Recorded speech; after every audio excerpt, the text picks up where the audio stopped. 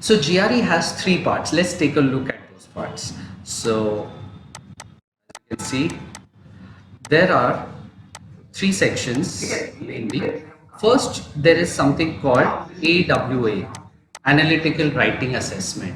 This is the initial part of the test where you have to write two essays. Okay, so you have one which is called the issue essay, as you can see on the screen, and the other is the argument essay, which is two different essays. You have 30 minutes for each.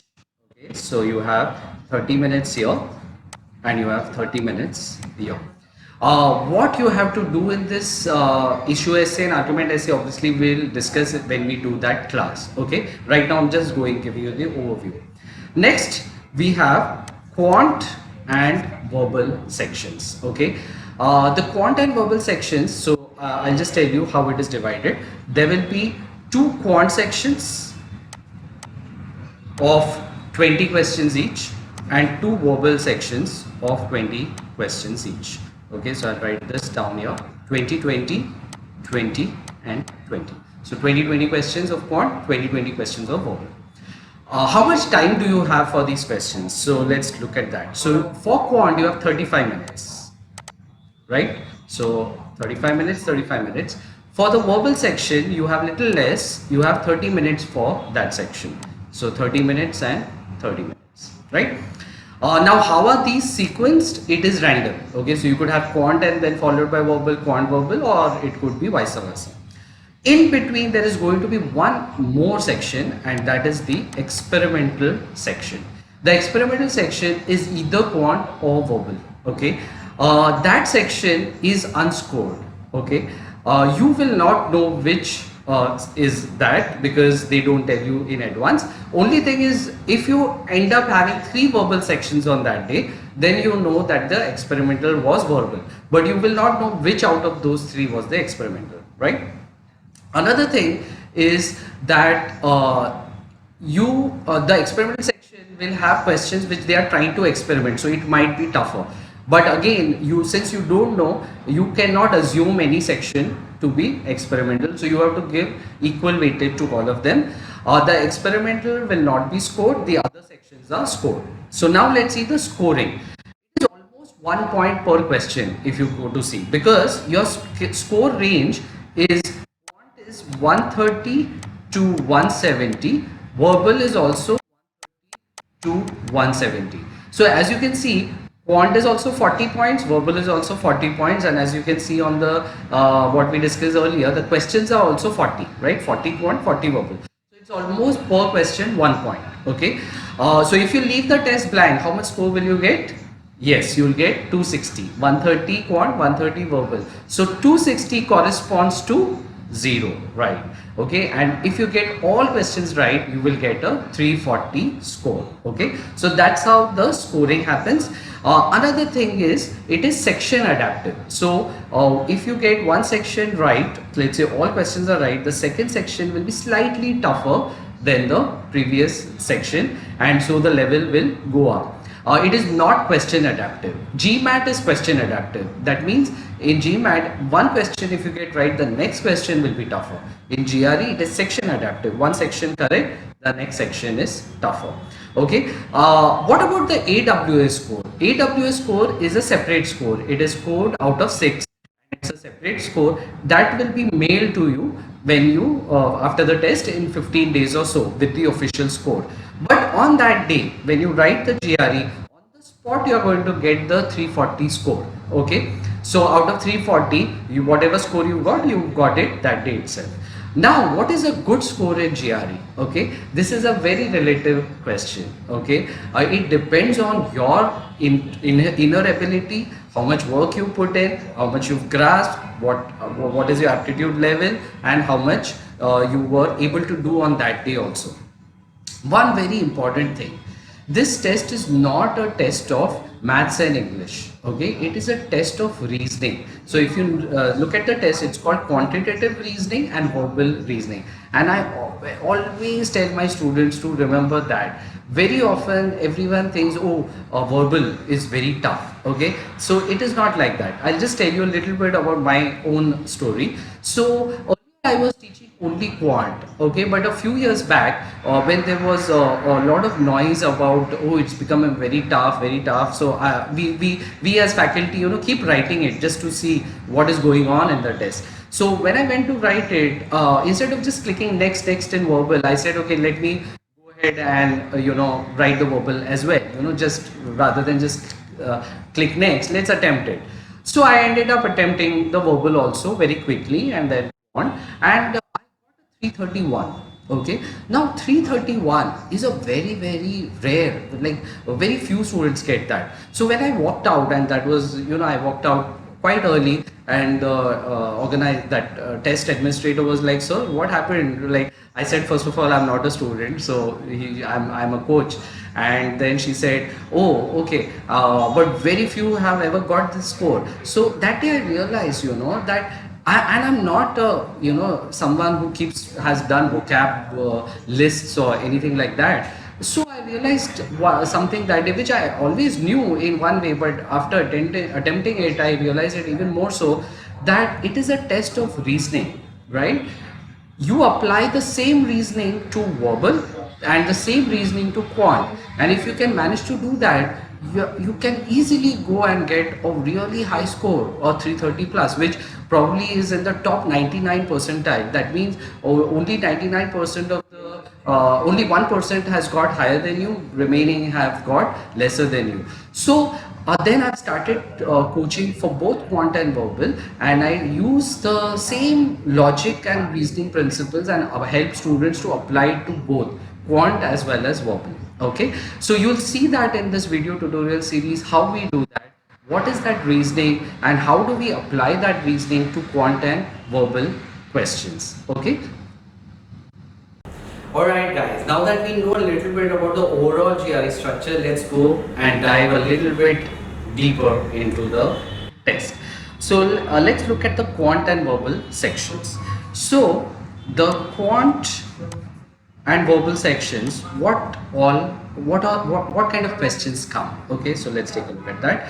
In quant, we have numbers. Numbers topic is a topic which is quite a big, lot of concepts are there, factors, remainders, divisibility, odds and evens, prime numbers, etc, etc. Okay, so that's one big chunk right there. Next one, we call it word problems. We are calling this word problems to a bigger set of topics. Generally, we can say almost everything is word problem, but we classify a few topics under word problems. For example, speed, time, distance, work rate, time, age, mixtures. These kind of questions we've clubbed it into word problems. So you will get a lot of word problems. Then we have something which we call fractions, decimals and percents. I'll just use the short form, FDP. Fractions, decimals and percents, another very important topic. Lot of percents questions, lot of fractions questions, even the percents questions run across different topics, also integrated with various other topics. So this becomes a very crucial topic. Next one, very which students find a little tricky, and that is statistics. Okay, so under statistics we'll have mean, median, mode, standard deviation and range. Okay, so we'll discuss that. These are the topics. Next one, of course, the all important geometry, lot of geometry questions. Next one, coordinate geometry. Okay, coordinate geometry, very important again. Sometimes there are not too many questions, but every question counts, so that's why you have to master this. Then we have I will call it sets, counting and probability. So SCP we call it. Again, basics of it, not any high level of probability, only things which are very conceptual. Okay, so sets, counting and probability. One very tricky topic, algebra and inequality. Okay, so equations and inequations or inequalities, a very tricky topic. You have to be very alert in this. And last one, data interpretation. Each section you're going to have one DI question. DI is data interpretation, is data is given and you're asked questions interpreting the data. So these are the topics in Quant. Okay, what about verbal? In verbal you have SC, SE and RC. That's it. SC stands for sentence completion. Okay, so you have a sentence, you have a blank, either one blank or two blanks or three blanks, and you have to fill those blanks. Options are given, you have to fill it. Okay, it's more like fill in the blank.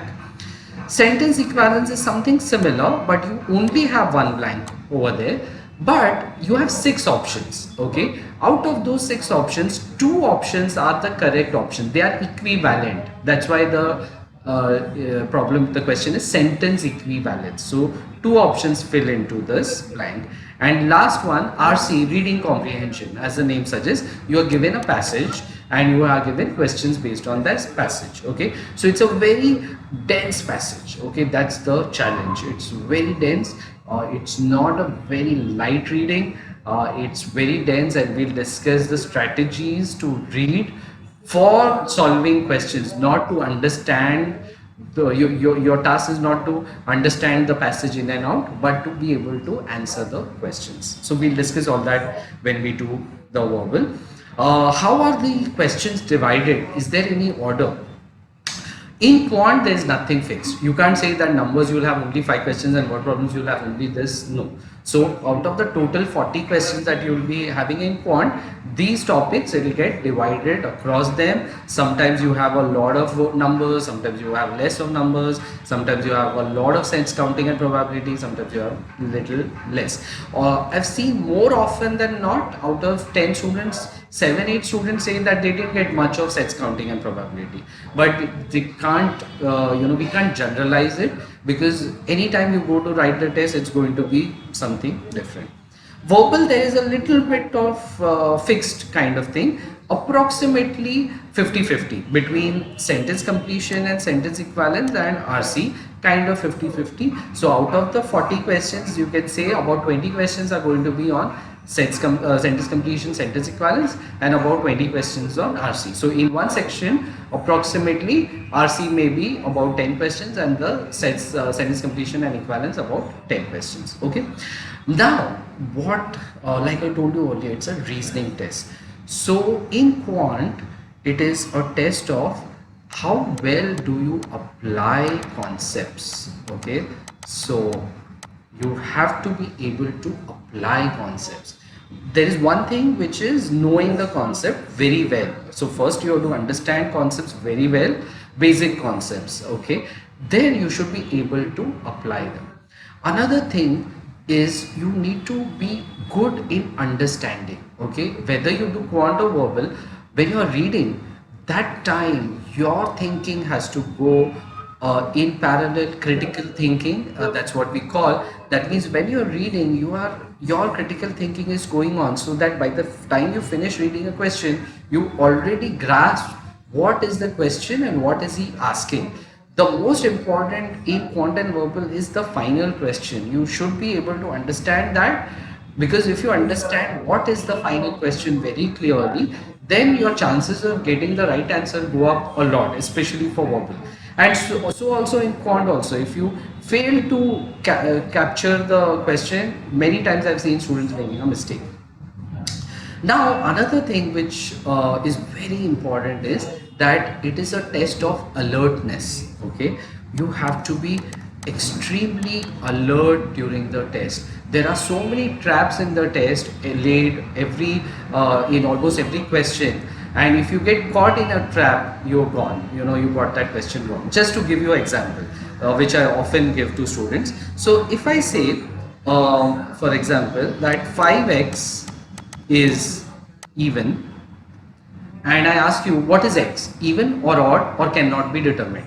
Okay. So most often, as soon as I say 5x is even, because 5 is odd, then obviously x has to be even, right? Because 5 into even only will be even. Okay, but can you tell me what assumption did we make? If you think about it, yes, maybe you got it. the assumption that we made is x is a integer, but I never said that the information was not given. So for example, if I take x to be 2 by 5, so 5 into 2 by 5, 5 will cancel and you'll get 2, which is even.